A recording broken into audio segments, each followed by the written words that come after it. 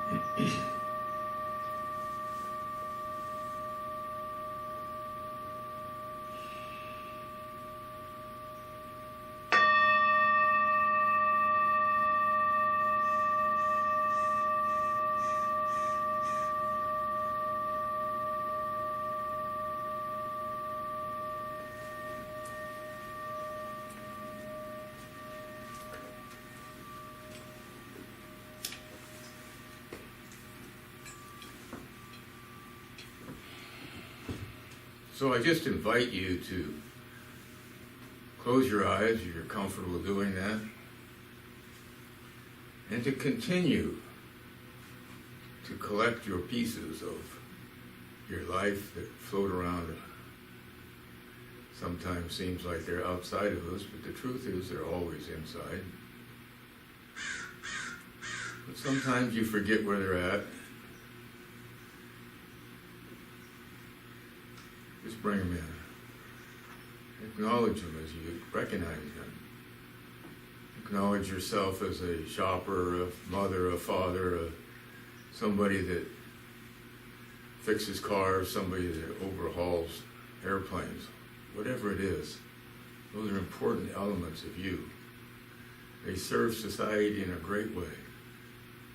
But for right now, bring them here with us, at the center of your beingness. And allow yourself to identify yourself as spirit, as pure spirit.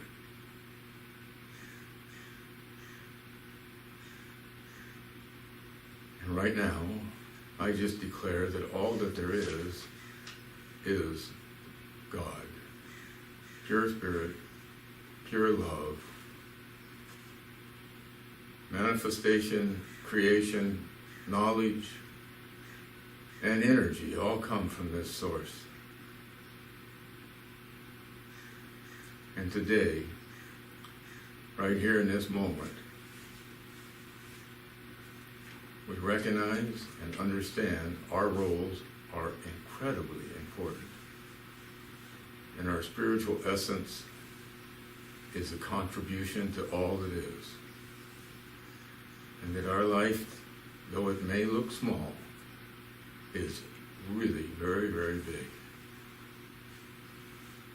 Just think of how many people touched your life that we're grateful for today when we talk about doctors and Indians and chiefs.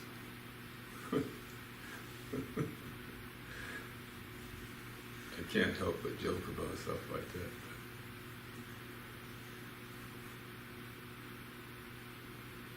Life is a wonderful thing to have, a wonderful thing to live, and a wonderful thing to experience. I bless this service. I bless everything that goes on today. I bless Jennifer and her wonderful ability to channel light and energy and intelligence into these videos. I bless Colleen and her ability to step up and take charge of the reading part of it. And I bless each and every one of you.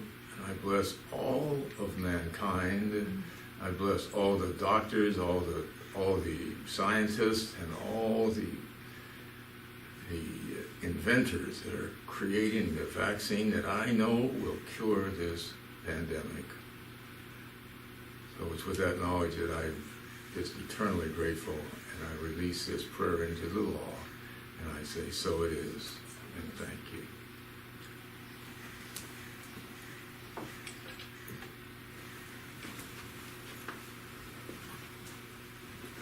Thank you, Ray. Our reading today is from Science of Mind magazine from March of 2020. Peace of mind comes from knowing your purpose in life and then fulfilling it. It comes from knowing you're making a difference in the world, that because you are alive, somehow things improve. Graduate student Taylor Thinkham decided to use her love of art and studies of holistic health to boost the mental health of people she will probably never meet. On various sidewalks in Minneapolis and St. Paul, she draws what she calls cemental breaks on sidewalks with chalk. The various drawings are designed to encourage people to pause for a moment of mindfulness. For example, one drawing asked passerbys to take a deep breath and remember what had made them laugh that day. Her hope is that someone who might be having a bad day or feeling stressed or down will in that moment have a moment of escape. Her mission is to promote mindfulness in a colorful, joyful, and public way and encourage others to do so. Both the acts of drawing the cemental breaks and taking part in them encourage mindfulness. The drawings wash away, which is intentional. She points out that people start to ignore things that they see every day. Given the 7.5 billion people who inhabit the planet, this effort may seem like a small one. But what if each of us, 7.5 billion, decided to make a positive impact in some small way? The combined goodness radiated could move the entirety of humanity and all in which we coexist into a deeper level of consciousness. Never underestimate the power of a small act. This movement has already spread to 8 states and 3 countries. Joyfully and in recognition of my oneness with all, I dedicate myself to raising the consciousness of humanity, knowing that all of my efforts have a vital impact. And so it is.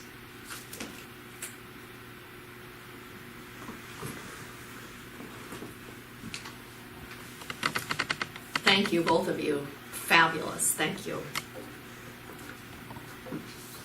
And so right now, I'm going to read our mission statement at Living Beyond Limits. And if you know it, you can say it along with me. It says, "We are a sanctuary where people can discover and reveal the presence of God within their own being and experience their oneness with all life. Through the realization of this inner presence of love and peace, we give way to the evolutionary impulse of the divine and become a beneficial presence in the world."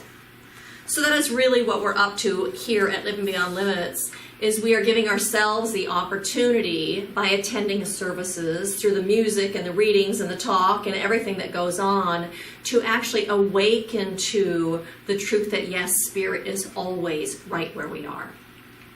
That Spirit surrounds us and envelops us, but it also expresses itself within us. That the very core essence of who we are is Spirit here in form.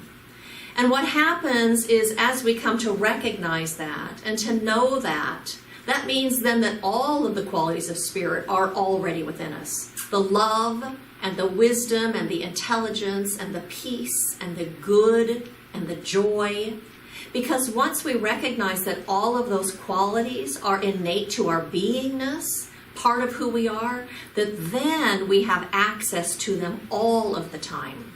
Regardless of what is happening in the world or how people are behaving towards us, it puts us in a place of choice where we can choose to be love or choose to stand in our wholeness or choose to be in joy, even when we're locked in our homes during this time of pandemic and social or physical isolation. It puts us in a place of choice.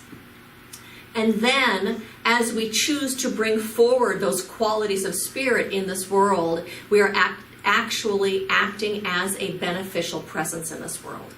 And because we are part of a collective whole of consciousness of humanity, not just does that affect the people that we are in physical relationship with, but it affects the whole and it spreads out. And as we do that, we are consciously then participating in the evolution of Spirit throughout humanity.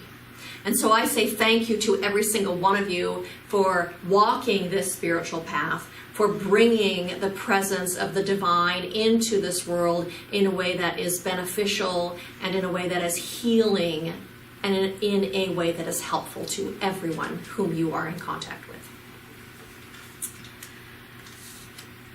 And so, happy Memorial Day weekend to you all. You know, Memorial Day weekend to me always signifies the kickoff to summer.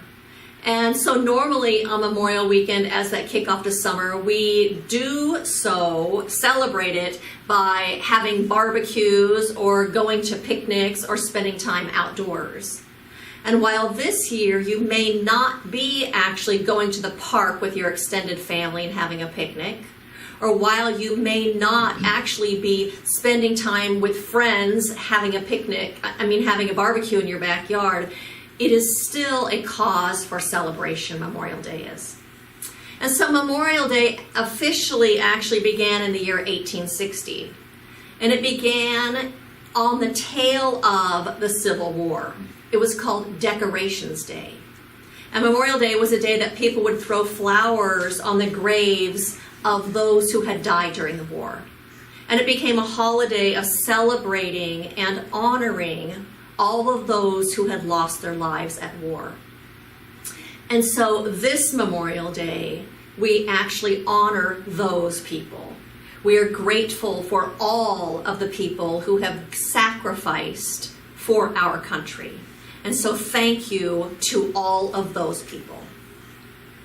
And so today, in honor of Memorial Day, I would like to also honor and give thanks to all of those people throughout history who have made a contribution, who have given of themselves to make this world a better place and to actually make our lives better.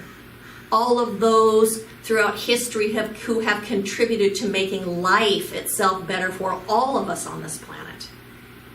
For indeed, we are standing on the shoulders of many who have gone before us, standing on the shoulders of those who have paved the way and those who have raised that level of well-being for us.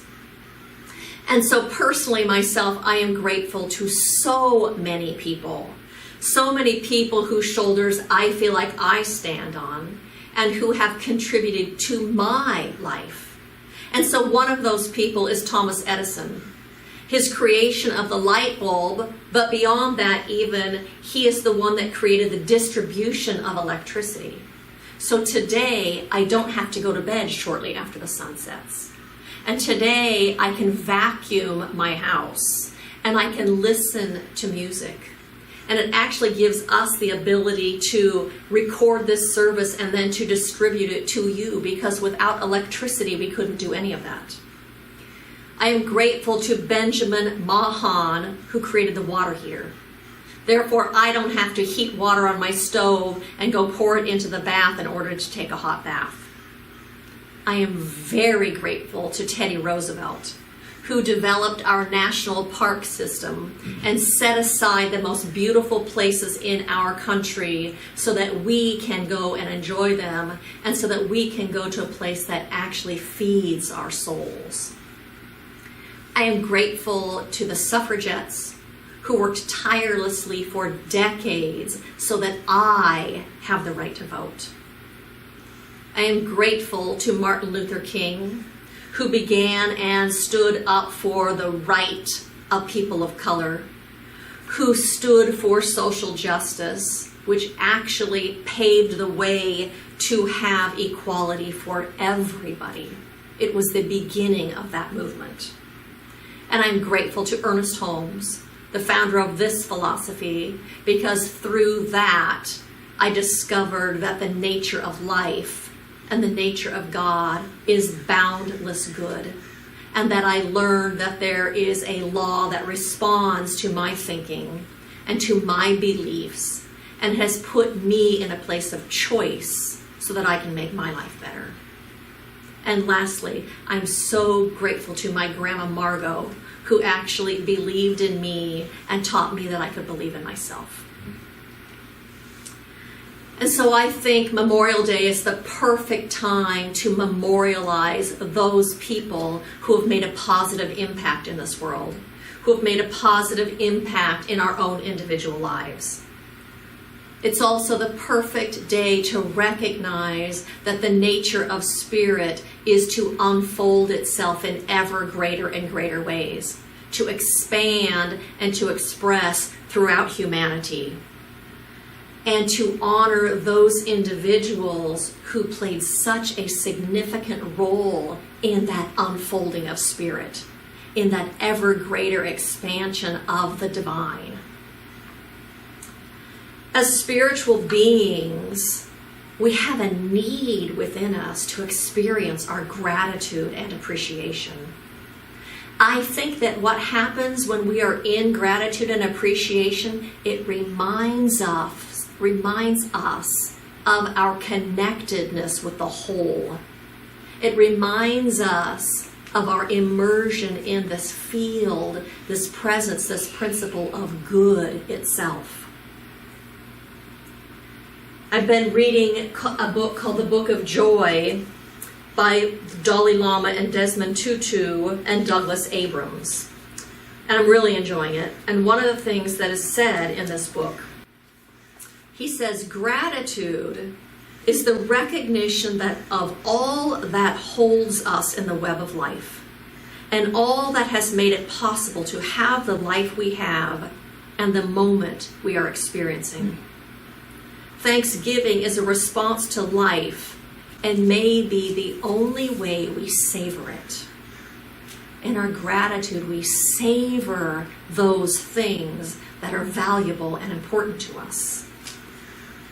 And so we have this need to be in a conscious awareness of our gratitude, to be consciously in that experience of good that is all around us and that fills our lives. And we have a need also to allow that good to unfold in us and through us.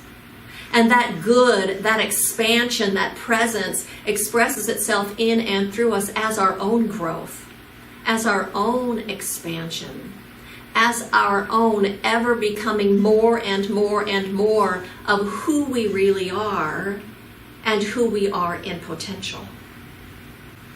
We have a need as spiritual beings to contribute, to make the world a better place. We have a need to be a beneficial presence in this world. And all of those things that we do, we're actually all of those inventions and all of the stands that people have made for evolution and things changing, all of that is a giving way to the divine.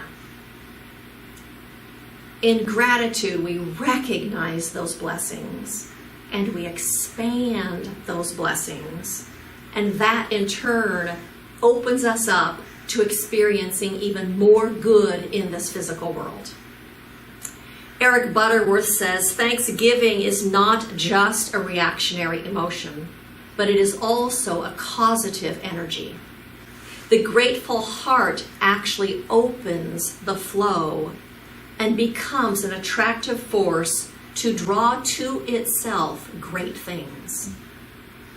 Our gratitude draws more of the good to us and allows us to celebrate and to re-experience, the good that is already in our lives.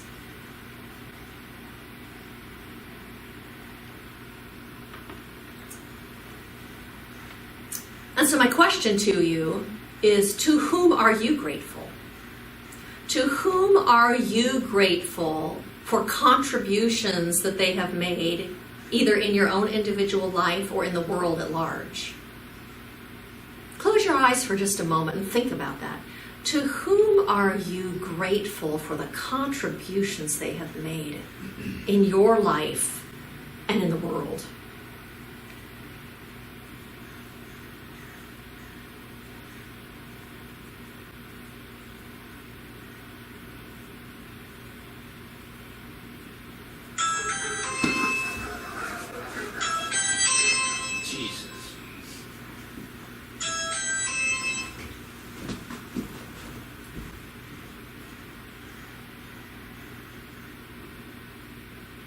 And so what I invite you to do right now actually is to go ahead and put this video on pause for a moment and to write down, to create a list of those people to whom you are grateful.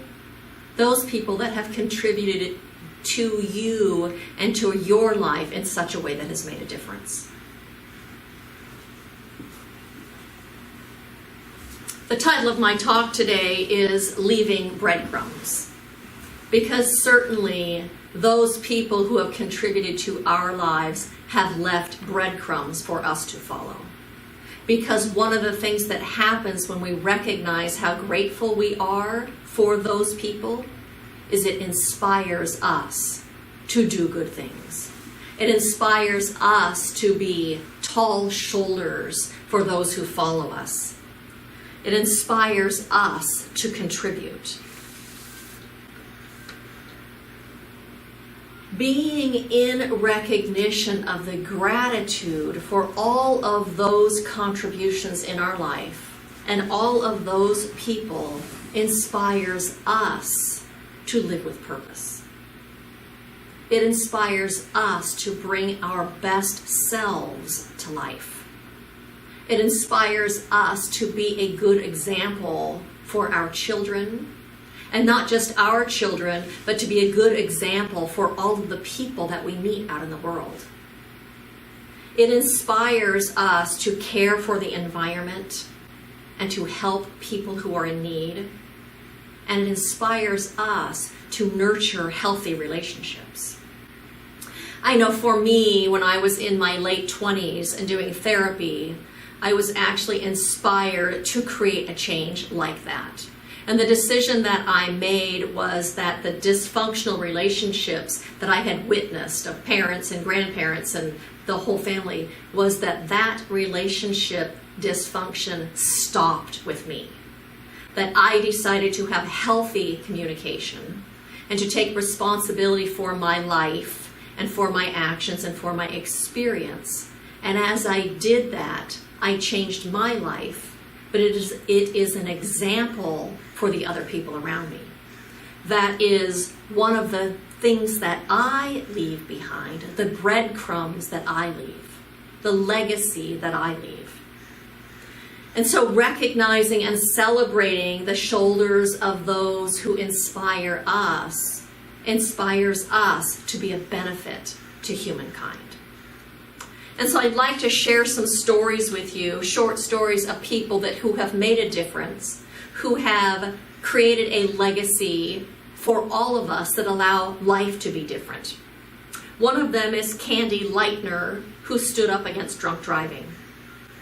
After her 13-year-old daughter was killed by a repeat DUI offender, Candy Lightner founded Mothers Against Drunk Driving in her home on March 7th, 1980.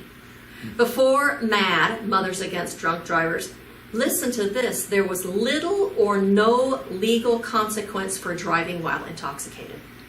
Her organization transformed American attitudes about drunk driving and successfully fought for stricter laws across the country. That is her legacy.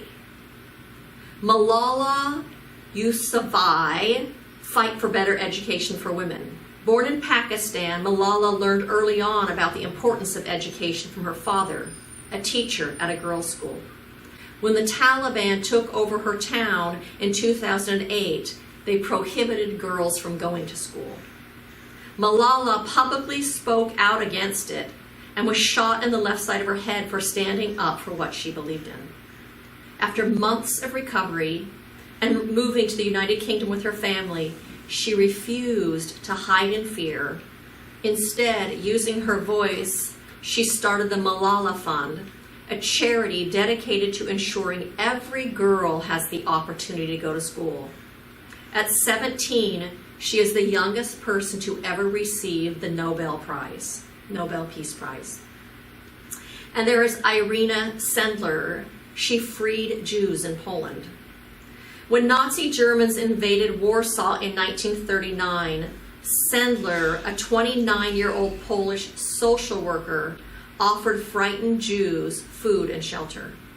She even pretended to be a nurse to get inside of the Warsaw ghetto and working with the underground organization Zagota and helped free 3,000 Jewish children.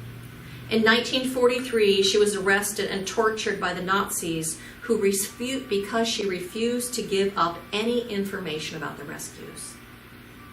And last that I'm going to mention is Lois Gibbs. She protected families from toxic waste. This 1970s housewife in Niagara Falls, New York, had 2 children with very rare illnesses. In fact, almost all of her neighbors in what is now called the Love Canal neighborhood also faced a serious medical problem.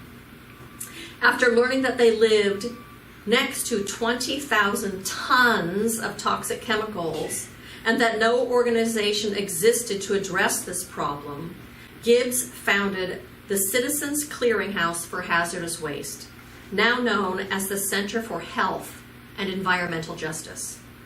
Thanks to her, more than 800 families were evacuated, and the cleanup of the Love Canal began. If it weren't for Gibbs, there would be no U.S. Environmental Protection Agency Superfund to clean up toxic sites around this country. That is her legacy, what she leaves as stepping stones for all of us.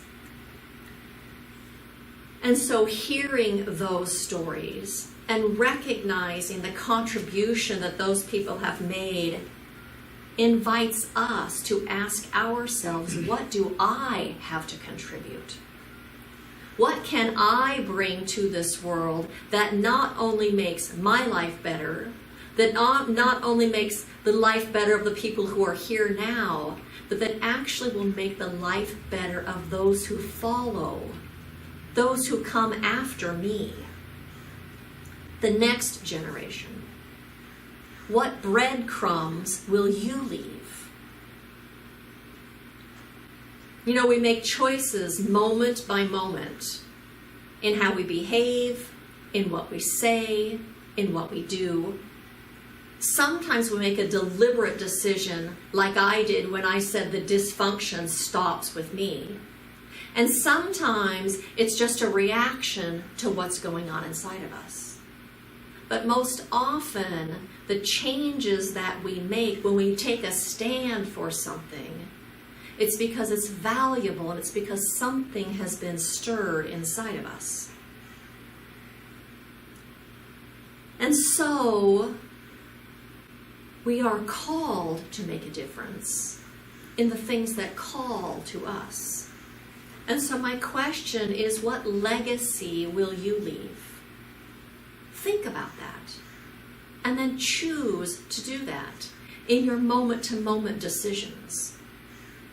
And so my invitation to you this week is to stop grumbling about what isn't working and what you don't like, especially on this Memorial Day weekend, and focus instead on the gratitude for the amazing things that are filling your life, for the amazing things that are filling this world. Be in gratitude and honor and recognize all of the contributions that have been made in the past and that are still being made today to make all of our lives better. Celebrate and honor those people to whom you are grateful. Celebrate the good. And in turn, notice how rich and how full and how blessed your life feels to you. And in turn, you will automatically be drawing more of that good to you. So be a beneficial presence in this world. And think about the legacy that you want to leave. And then go out and live it. And as a result, you will be leaving breadcrumbs for those who come behind you to follow. You will be living with soul purpose. And you'll be living a life that is meaningful and rich and fulfilling to you. And so blessings to you on this path of self-discovery, on this path of discovering that divine presence that lives within you and expresses as your own spirit.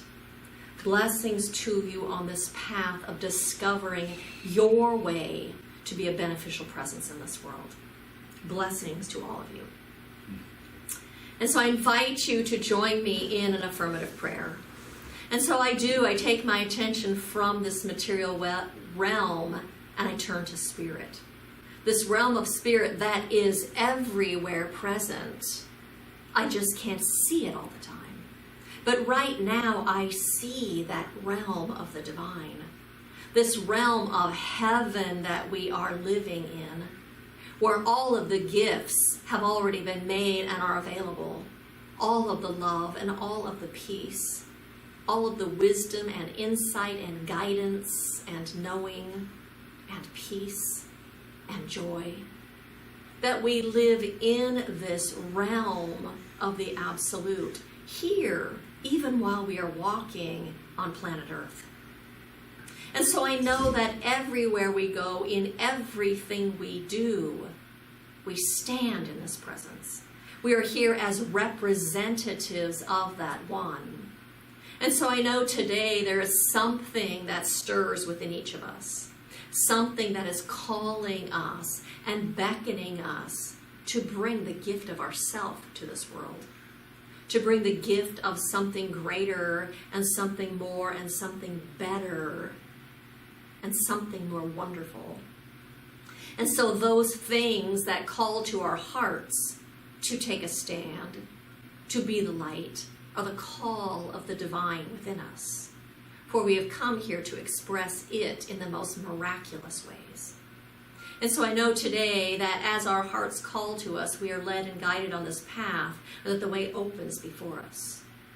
For we are here as a blessing, and what a blessing it is to be of service.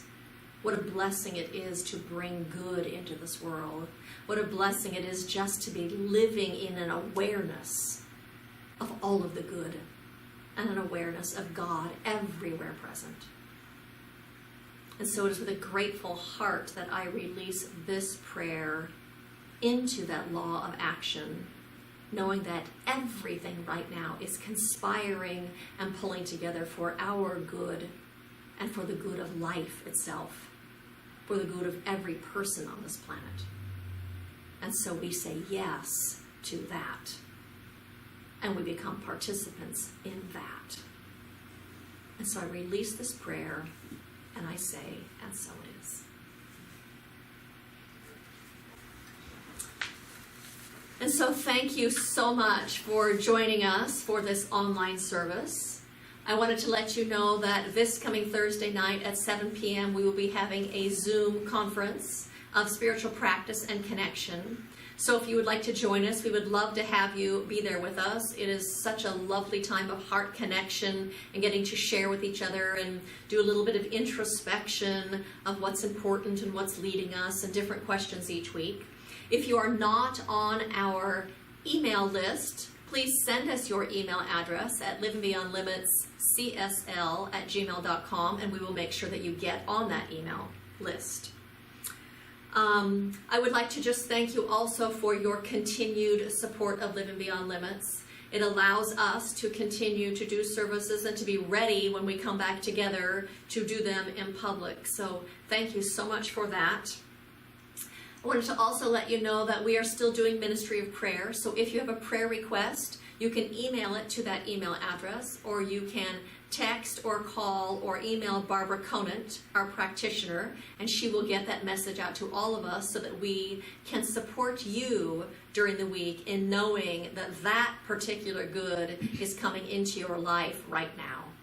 And so until next week, have a fabulous week, and I will see you back here next week. Lots of love to you, and I so look forward to being back together in person.